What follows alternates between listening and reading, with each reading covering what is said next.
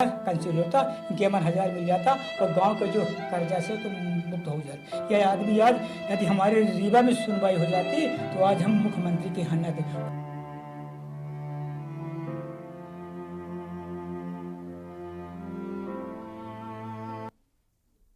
Break के बाद पुनः आपका स्वागत है और अब स्पेशल रिपोर्ट में बात करेंगे कौन सुने फरियाद की। जी हां, आज की ये खबर मध्य प्रदेश के रीवा जिले के एक छोटे से गांव वैजनाथ की है, जहां के समाचार में गांव का शोषित वंचित तबका टीवी स्क्रीन से ही गायब हो गया है।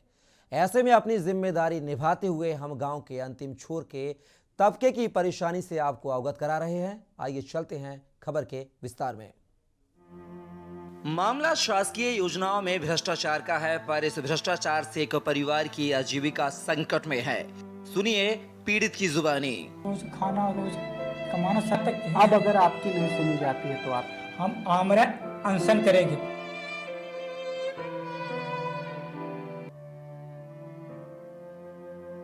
उमेश कुशवाहा ने मुख्यमंत्री कन्या विवाह सहायता राशि के लिए सरकारी तंत्र ने 3000 की रिश्वत मांगी।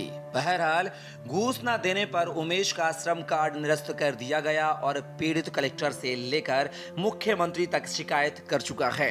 नमस्कार, मैं हूं आपके साथ अवधेश चंद्रवंशी और मेरे विशेष प्रोग्राम में एक बार फिर से आपका स्वागत है। अगर हम कहें तो यह मुद्दा कोई विशेष तो नहीं है, पर अगर सच कहें तो यह मुद्दा अति विशेष है, क्योंकि आज हम एक ऐसे शख्स की बात कर रहे हैं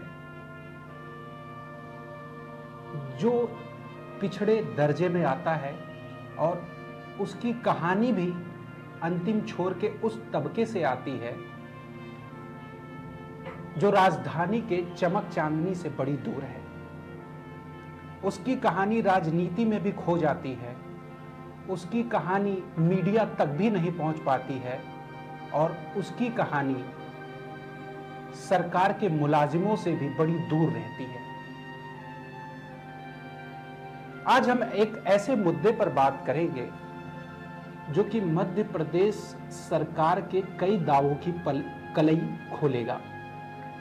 हमारे साथ हैं उमेश कुशवाहा जी, जो कि देखने में बड़े साधारण से व्यक्तित्व वाले किसान हैं और वह काफी परेशान हैं। हालांकि आमतौर पर किसी भी न्यूज़ चैनल में स्टूडियो में इस मुद्दे पर बात नहीं होती है।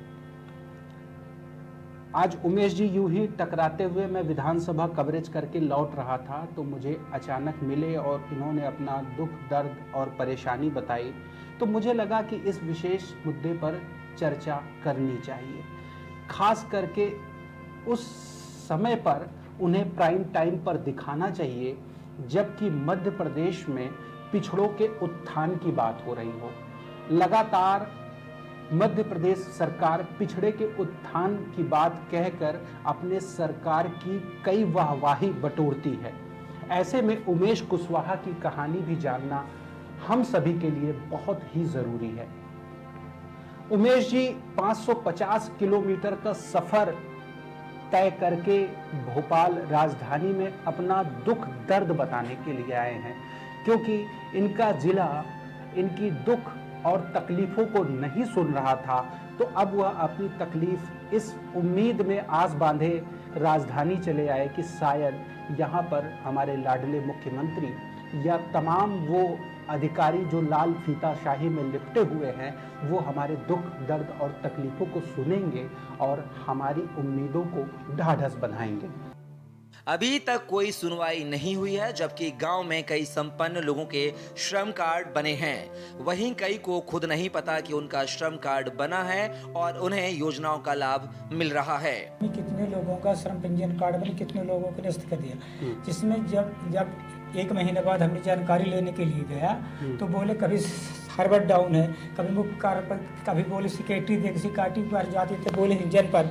तब श्री कलेक्टर आईडी शैलेंद्र सिंह से हमने बात किया जी। उन्होंने शैलेंद्र सिंह ने ये मार्क किए हैं, इस तारीख हमने शैलेंद्र सिंह के सिग्नेचर उन्होंने मार्क किया कि 5/8/2022 को मुकाल अधिकारी ने आदेश जारी किया कि इनको जानकारी दिलवाई जाए, जिसकी जानकारी 26/9/2022 को 309 आदमी की लिस्ट मिली। उनमें था तो न तो परिवार आडी था, किस तारीख आपने हमारा कार्ड जारी किया, न तो पिता का नाम एक नाम से 5 जारी जिसके।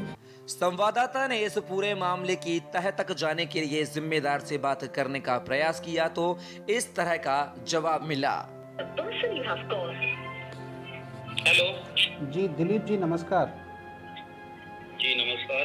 अवधेश चंद्रवंशी बोल रहा हूँ भोपाल से, के न्यूज़ मध्य प्रदेश ब्यूरो।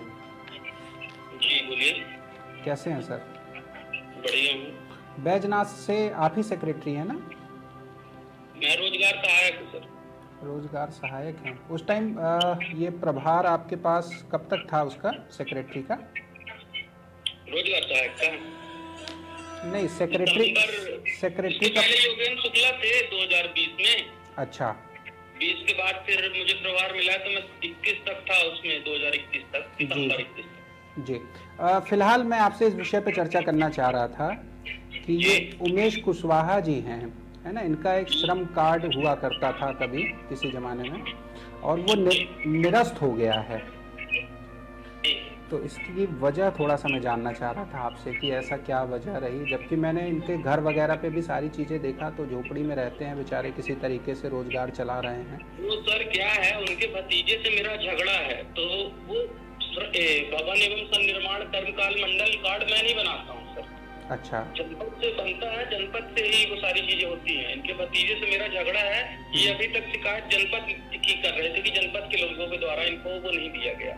उस पर मेरा कोई रोल नहीं रहता है सर। जी। वो जिन लोगों की शादी हुई है उसकी आप वहाँ से जानकारी लेके आप उन्हीं लोगों से पूछ सकते हैं। मैं तो ये वाला काम ही नहीं करता हूँ सर। अच्छा अच्छा। अभी आप किस पद पर हैं?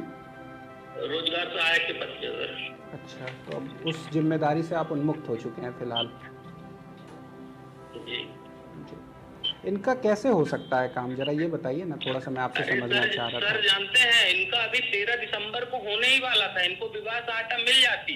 क्या नाम है, मैं तो सोचा गरीब है, मुझे तो पता ही नहीं था कि इन्होंने मेरे ऊपर प्रकरण लगा रखा है। बताइए।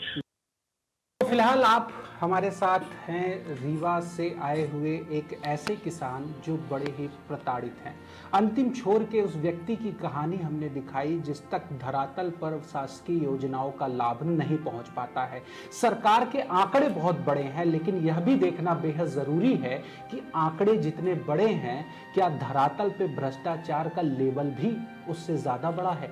फिलहाल शासकीय योजनाओं के माध्यम से लाभ पहुंचाने की कोशिश सरकार की निश्चित तौर पर सराहनीय है, लेकिन एक बार धरातल पर उतरकर यह भी देखना जरूरी है कि कहीं वह भ्रष्टाचार में बह तो नहीं जा रही है। फिलहाल अभी मेरे साथ विशेष में इतना ही। अगले विषय पर, अगले एक नए मुद्दे के साथ फिर होगी आपसे मुलाकात। तब तक आप मुझे दीजिए इजाजत। नमस्कार। न कंसिडर होता, इनके मन 1000 मिल जाता और गांव का जो कर्जा से तो मुक्त हो जाते। यह आदमी आज यदि हमारे रीवा में सुनवाई हो जाती तो आज हम मुख्यमंत्री के हन्ना थे। कोई जब 2020 में हमने जो है शादी के लिए लगा कार्ड, तो बोले कि आपका कार्ड कटा है। फिर 2021 में आके लगा कि भाई किस कारण से हमारा कार्ड काटा गया। बहुत बड़ी कोठी रही होगी। हाँ, दादा के पास ट्रैक्टर बंगला गाड़ियाँ रही होंगी। हाँ, इस वजह से निरस्त किया गया होगा। क्या है दादा जी आपके पास? हमारे पास रोज खाना, रोज कमाना सब तक है। अब अगर आपकी नहीं सुनी जाती है तो आप? हम आमरण अनशन करेंगे।